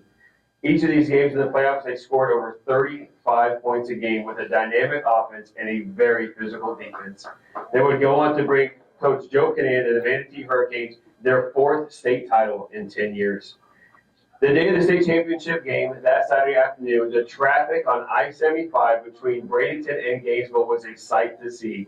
It was an absolute solid parade of Manatee fans that would show up to Gainesville that night and outnumber those Dillard fans 3-1. Literally hundreds were displaying homemade signs, shoe pause messages, and the hurricane warning flags as they made their way up to the University of Florida. It was the largest crowd ever to witness a hurricane in competition. Tragically, among this group heading up to cheer on the Hurricanes was a young Manatee freshman that was killed in an automobile accident. As a result of this tragic loss, a massive campaign to buckle up your buddy resulted that inevitably saved many, many lives. The record crowd was not disappointed by a dominant display on the field as the Hurricanes easily took down Dillard. Manatee got an interception early in the first quarter to set up an offensive touchdown, and they never looked back. They won all phases of the game en route to a 44-14 victory.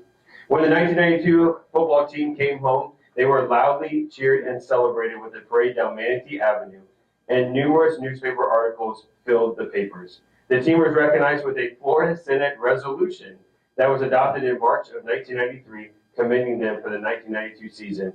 Many players from the 1992 state championship team would go on to play in college and would go on to coach locally and throughout the country. The team was nominated by Nadine Castro, Manatee High School class of 1993. Joining us this evening are their head coach, Coach Joe Canan, Coach Steve Peoples, Coach Eddie Shannon, players Scott Boyce, Patrick Klein, Michael Constantino, Jeff DeYoung, Sammy Hickson, Joel Horns, Keith McMahon, Doc Pollard, Chad Sanders, Chris Smith, Ronnie Smith, Shevin Wiggins, and their trainer, Chris Peters. Did I miss anybody? Gary Tyler, Coach Gary Tyler, there you go. Okay, your 1992 state championship football team.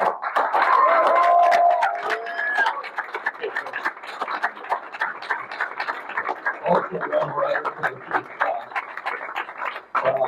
was Eric Brown, who was with us the whole way, was working with varsity and JV. So we're, I don't have a long speech, which is good. And I'm going to turn it over in a minute to Chris Smith, but again, I want to say what the other people have said, that we thank the Alumni Association for this honor. It's unusual to have such wonderful people to work with, and Carolyn Keller, John Vita, who was on my first team that I coached. Was a player, so a lot of connections. Laid the groundwork, baby. Laid the groundwork. He did. He did. Went to the playoffs for the first time since 1974 and 1981. Yeah, 81. Wow, I'm getting old. I want to thank my wife. 57 years next month. Who's also a Manatee High graduate, as was I. I grew up 6 blocks from Manatee High, so went to Jesse P. Miller, went to Ballard Elementary before they built Jesse P. Miller, so, you know, I'm an old guy. And, you know, I've heard some names mentioned of some people in the bygone era. One of them was Wheeler Lee, Wheeler was my coach my junior year in high school.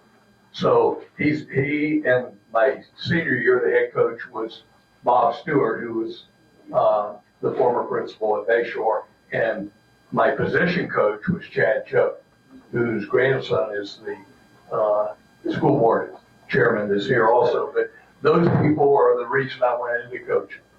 The influences of those people made on me was I decided that I really didn't want to be an accountant. I wanted to work with people rather than numbers. And so, I was very blessed to have had some great mentors over the years. And that's something special that you get to have a job. It's not really a job. It's something you look forward to every day to get up and go to work. So I appreciated that. What's interesting is in 1991, that team was ranked number 1 in the nation preseason. Fell short, didn't make it. Lost the first game, lost the last game. Sean Bain.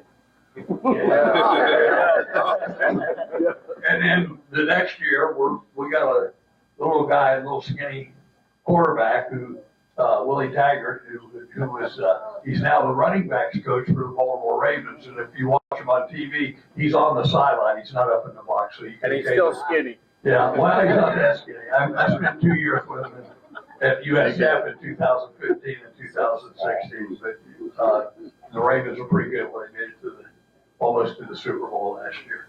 But he's not here, and I saw, is Shevin here? They said his name, but he was supposed to be here. He was supposed to be here. His card was out there, my wife said, but he's not there. And they named all the other, so it's a really good group that's here. And you never know when the season starts what the expectations are going to turn out. You always are skeptical. Excuse me. You said, I'm not breaking up. You see, yeah. Thank you. Thank you. Yes, sir. Yeah. Good job. Good It's okay. We love you. We love you. Okay. You set the bar high and you go for the All that yelling at us over the years. I had that throat surgery. That's terrible. You suck. Okay. I'm gonna turn it over to Christmas.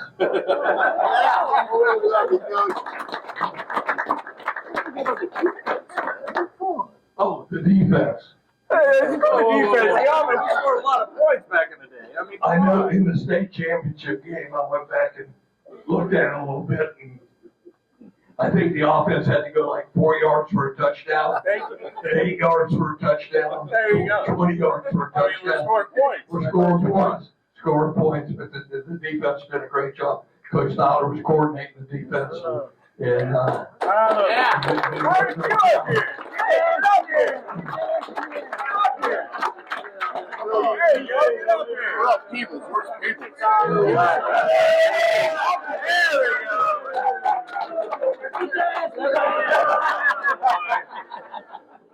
gonna turn it over to Chris.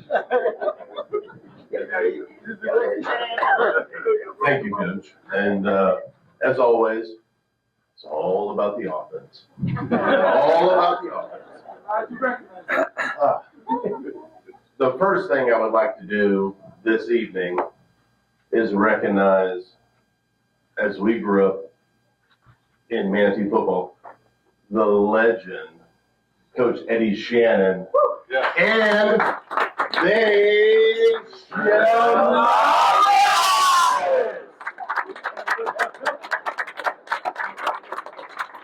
Thank you, sir. God bless you.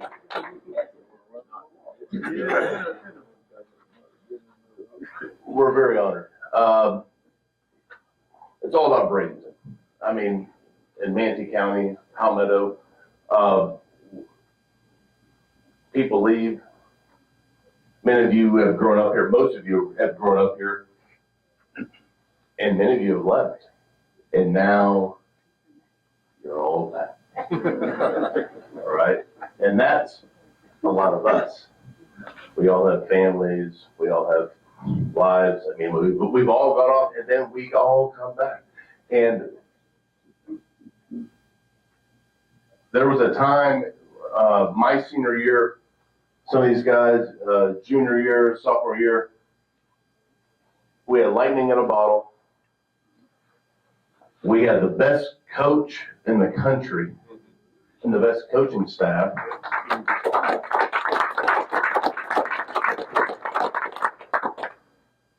And at the beginning of the season, it wasn't probable. I mean, one of my best friends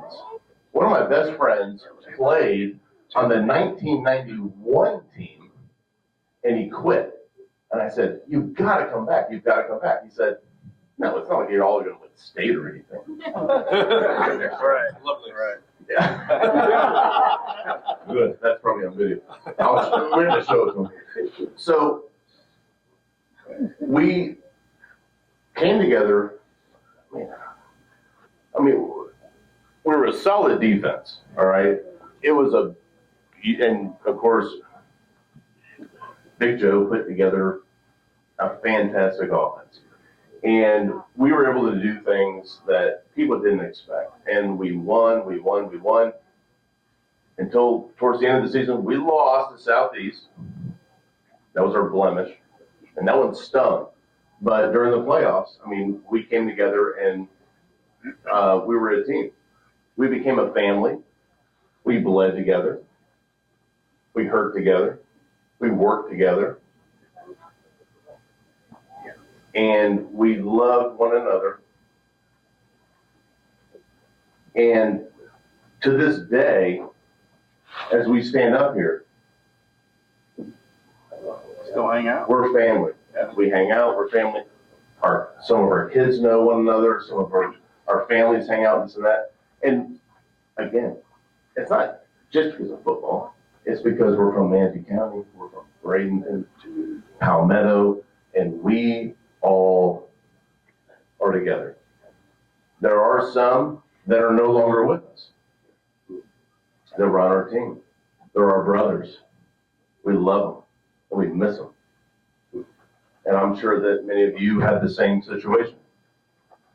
But we're so honored to be here. We worked our asses off, and he made sure of it. They beat the hell out of us. Because back then, you know what? There was such a thing as two-a-days, and they used to beat us up pretty good. But we were as a team better for it. We were in life better for it. And that's how we were able to accomplish what we did. And I thank Coach Joe. I thank all of the coaching staff. I thank all of our fans, because back then, we used to pack them in. They used to have to bring extra bleachers back in the day. And you want to know what? If you win, they're going to come. And I believe that Coach Green, he's doing the same thing. And we appreciate that. And we love it. We want to see it going. And these guys are my brothers. They're my family. And I don't care. I'll do anything for them. Thank you so much for the honor. If anybody else wants to say anything, you're welcome to. I do. I just want to say one thing, but the difference between, I don't need the microphone now. The difference between the team that we had back then and what's going on today is that it's neighborhood kids. You know, it was a bunch of neighborhood kids. We didn't get to pick and choose about who came in, and we had, who came into the team and all that. It was the neighborhood. It's different now. You get kids that are moving in and moving out all the time. Back then, you had what you had, and that's all that you had. And so my testament was Joe putting all that together. Steve Peebles, Gary Fowler, all these guys coming together, they had to deal with what they had. Not saying that we were All-American. We weren't All-American. We were just a bunch of neighborhood kids. Some of us were pretty good.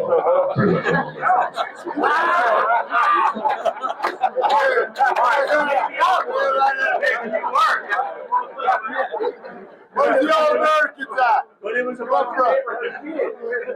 And so we had what we had. Someone's gonna tranquilize that. It's different now. It's different now. People move in and move out all the time. And so the front of the sport's changing all the time. And I think it's losing its luster. I really do. So when I coached a number of years, and I want to continue to coach. But I look at kids that are here now, and I go, "Are you part of the neighborhood?" Because I'm part of the neighborhood.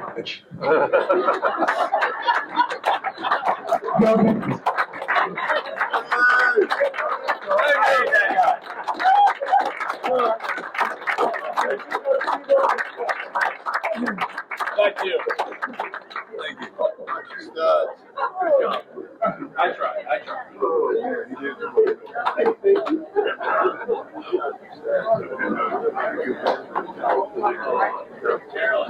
All right. Well, that concludes our inductees. Carolyn's got a few things here as we wrap up the night, and Miss Carolyn.